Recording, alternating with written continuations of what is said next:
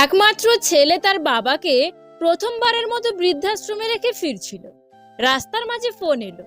তার বউ ফোন করে বলছে, তুমি আর একবার বৃদ্ধাশ্রমে ফিরে যাও, একটা কথা বলতে ভুল হয়ে গেছে।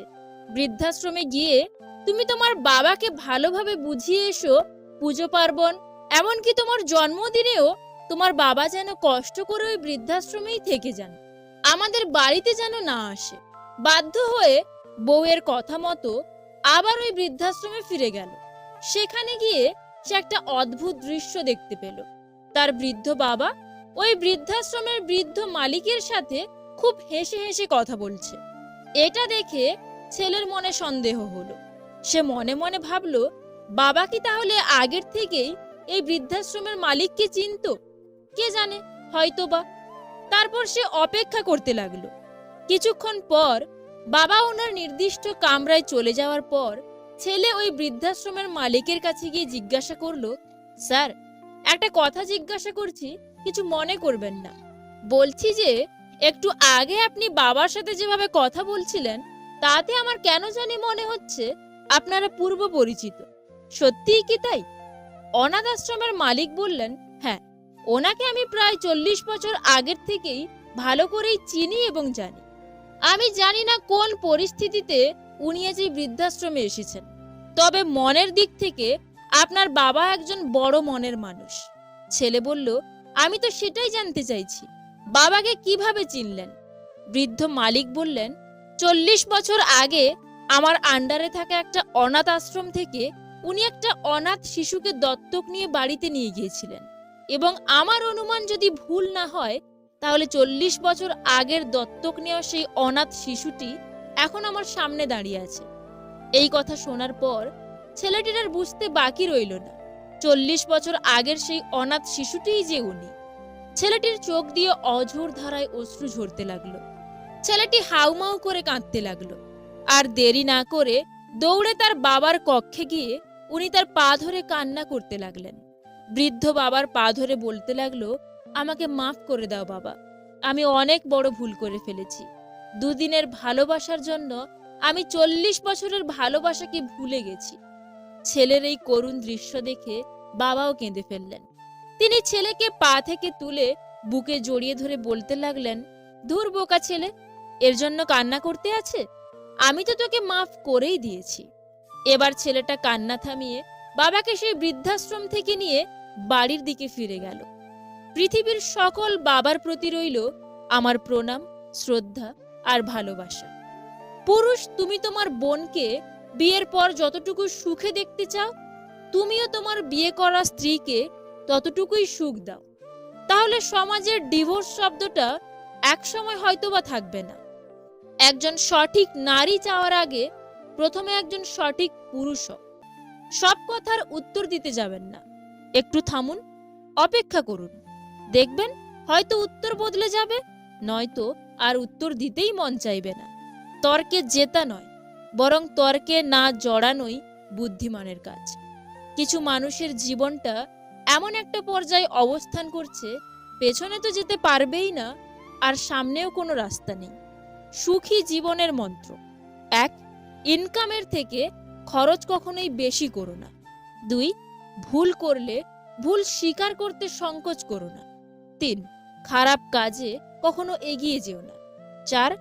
ভালো কাজে কখনো পিছিয়ে এসো না। 5. অপরের দুঃখ কষ্টের কারণ হয়েও না। 6. অপরের জিনিসে কখনো লোভ করো না। 7. অপরকে নিয়ে কখনো সমালোচনা করো না। মাঝে মাঝে আত্মার সম্পর্ক রক্তের সম্পর্ককেও অতিক্রম করে যায়। ধর্ম যাই হোক না কেন, ভালো মানুষ হও। হিসেব আমাদের কর্মের হবে, ধর্মের নয়। হাজারো নারীকে স্পর্শ করে দেখো, আলাদা কিছুই খুঁজে পাবে না। কিন্তু এক নারীতে আসক্ত হয়ে দেখো, অন্য নারীর দিকে চোখ তুলে তাকাতেও ইচ্ছে করবে না।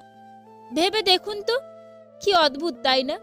যার কাছে পৃথিবীর সব দুঃখের গল্প বলা যায়, তার কাছ থেকে পাওয়া কষ্ট তাকেই বলা যায় না। মানুষের পতন হয় 3টি কারণে: মিথ্যা, অহংকার আর হিংসা। কিছু মানুষ তোমাকে ঠিক ততটুকুই ভালোবাসবে যতটুকু তোমাকে সে ব্যবহার করতে পারবে। মানুষ বড় রহস্যময়, সারাক্ষণ ভালোবাসলেও তা বুঝতে পারে না, কিন্তু একটু অবহেলা করলে ঠিকই বুঝতে পারে। বাবা কম দামি মোবাইল কিনে দিলে ছোট মনে করো না, মনে রেখো যা তোমার কাছে অল্প তা তোমার বাবার কাছে রক্ত বিক্রির গল্প। আমি সাধু নই, তবে যদি সাধুকে এমন এক পাপী হিসেবে বিবেচনা করো যে সৎ হবার জন্য তার চেষ্টা চালিয়ে যাচ্ছে, তাহলে আমি তাই। বিয়ে করলে গরিব ঘরের মেয়েকে বিয়ে করো। অর্থ কিংবা যৌতুক হয়তো পাবে না, কিন্তু সত্যিকারের একজন জীবন সঙ্গী পাবে। গতকাল চলে গেছে, আগামীকাল এখনো আসেনি। আমাদের জন্য আছে আজকের দিন, তাই এখনই শুরু করে দিন। পৃথিবীর সব ভালোবাসাই মূল্যহীন মায়ের ভালোবাসার কাছে। পোশাক হয়ে গেল ছোট, লজ্জা চলে গেল। শিক্ষক হয়ে গেল ব্যবসায়ী, শিক্ষা চলে গেল। মানুষ হলো টাকার গোলাম, মনুষ্যত্ব চলে গেল। চোখ বন্ধ করে বিশ্বাস করা তো দূরের কথা, বর্তমানে চোখ খোলা রেখেও কোনো মানুষকে বিশ্বাস করা যায় না। সাফল্য মানে 9 বার পড়ে গিয়ে 10ম বার উঠে দাঁড়ানো। সুখ শান্তি পেতে 3টি কাজ করবেন না। 1.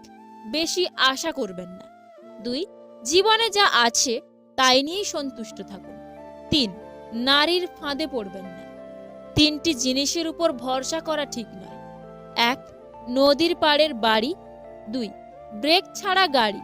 3. ঘর ছাড়া নারী। 3 ধরনের মেয়েকে বিয়ে করলে জীবনেও সংসারে শান্তি আসবে না। 1. যে মেয়ের অতীত ভালো না। 2. যে মেয়ে তার স্বামীর আয়ের উপর সন্তুষ্ট না। 3. যে মেয়ের রূপের অহংকার বেশি। 5টি পরিস্থিতিতে অস্ত্র ওঠানো আবশ্যক। আত্মরক্ষা। 2. ধর্মরক্ষা। 3. দেশ রক্ষা। 4. পত্নী রক্ষা। 5. কুল রক্ষা। বাচ্চা নাও, সব ঠিক হয়ে যাবে। এই পরামর্শ মানতে গিয়ে দেশের জনসংখ্যা 141 কোটি হয়ে গেছে, কিন্তু কিছুই ঠিক হয়নি। সত্যি কথা শুনতে তিতা, এতে সবার জ্বলে। মিথ্যে কথা শুনতে মধুর, এতে সবার হাততালি পড়ে। ব্যথা মাথায় হোক বা মনে, নিজের ব্যথা নিজেকেই সহ্য করতে হয়। খুব তাড়াতাড়ি আপনার স্বপ্ন পূরণ হবে, শুধু ভগবানের উপর ভরসা রাখুন। তো বন্ধুরা, ভিডিওটা ভালো লেগে থাকলে প্লিজ একটা লাইক করে দিও, কারণ তোমাদের একটা লাইক আমাকে পরবর্তী ভিডিও বানাতে অনেকটা মোটিভেট করে। আর এই ভিডিওটা সবার সঙ্গে শেয়ার করে দিও, কারণ ভালো জিনিস শেয়ার করাটা একটা ভালো কাজ। Wish you all the very best. Bye by.